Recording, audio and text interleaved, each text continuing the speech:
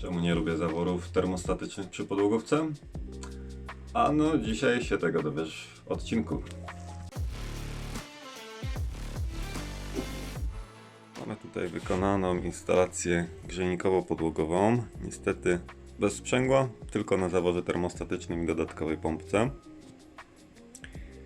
No i działa to, mówiąc delikatnie, średnio. Ponieważ ten zawór nie przepuszcza za dużo wody już po kilku latach eksploatacji.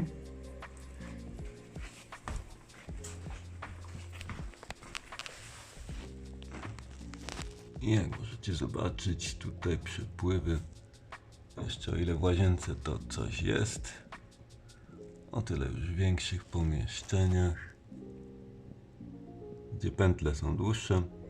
No, na tym rotametrze mamy, na łazience mamy pół litra, na salonie mamy, nie do końca widać na tej kamerze, ale jest praktycznie poniżej pół litra na minutę. Tutaj właśnie prawie zero. I generalnie grzewanie grzeje tak sobie. Więc jak to powinno wyglądać? Jeżeli już chcemy łączyć grzejniki z podłogówką, jeżeli faktycznie korzystamy z dużych grzejników, no to musiałoby być sprzęgło, dwa obiegi grzewcze, obieg grzewczy na podłogę z mieszaczem, takim sterowanym elektrycznie, z siłownikiem. Ale jeżeli mamy grzejnik łazienkowy, tak jak tutaj jeden, to generalnie prościej jest to puścić albo wszystko bezpośrednio z kotła, jeżeli dom jest na tyle mały, że przepływy dalej będą właściwe, w sensie, że przepływ z kotła wystarczy na całą instalację podłogową i grzejnik, a jeżeli nie, to po prostu sprzęgło i jedna pompa. Ale takie rozwiązanie, no niestety, tak jak tutaj, przestało działać, bo ten zawór ma małe przekroje i niewielki brud ogranicza ten mały przepływ już i tak na starcie jeszcze bardziej, no i to nie działa. Więc co zrobimy dzisiaj? Szybkie rozwiązanie, żeby klientowi zapewnić ciepło, czyli wyrzucimy ten zawór, zakorkujemy tą stronę i puścimy obieg podłogowy bezpośrednio z kotła. Pompa w tym kotle jest dosyć mocna, bo to jest 15×75, więc ustawimy ją na maksa i tą pompę po prostu wyłączymy. Jeżeli klient będzie chciał, to będzie można ją zdemontować. Jeżeli to wystarczy i w domu będzie już ciepło, no to przy takim rozwiązaniu zostaniemy, a jak nie, no to zostaje już droga zabawa, montaż sprzęgła i tak dalej, ale najpierw coś na szybko, żeby po prostu poprawić znacząco sytuację.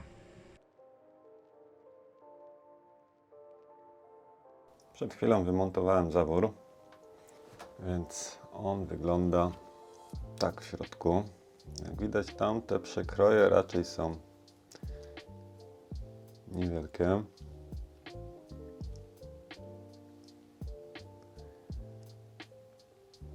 I to się bardzo rozwiązanie dobrze sprawdza jako ograniczenie temperatury zbiornika na ciepłą wodę użytkową, gdzie ciśnienia są duże i wtedy te przekroje nie sprawiają takiego problemu, ale przy instalacji podłogowej, gdzie przepływy mają być duże, gdzie jeszcze dojdzie nam jakiś brud, to już niekoniecznie.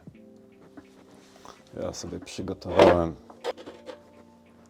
takie coś, to nam wejdzie tutaj, a w kruciec powrotny przyjdzie korek po prostu, który mamy tutaj.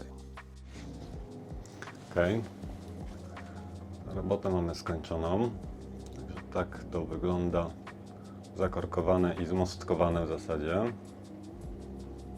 Pompa jest na razie wyłączona. W kotle ustawiliśmy teraz już temperaturę na grzejniki, raczej na ogrzewanie podłogowe 37 stopni. To będzie punkt wyjściowy i zmieniłem też wydajność pompy, żeby pracowała na maksa. I zobaczmy, jaki to nam dało efekt. Teraz w salonie mamy litr przepływu, kuchnia litr, kotłownia litr, a na małych pętlach nawet i 1,5 litra. I te pętle, gdzie mamy małe pętle, na których jest duży przepływ, będzie można jeszcze skręcić, żeby to zrównoważyć. Także na 90% tylko tyle wystarczyło, żeby poprawić pracę układu. Jeżeli u Ciebie jest podobny problem, czyli masz zamontowany jakiejkolwiek marki zawór termostatyczny, przepływy są słabe, nie ma sprzęgła hydraulicznego, jest tylko taka pompa, a nawet przy sprzęgle to też ten zawór kiepsko działa, to samo jego wywalenie i praca bezpośrednio z kotła powinno rozwiązać problem.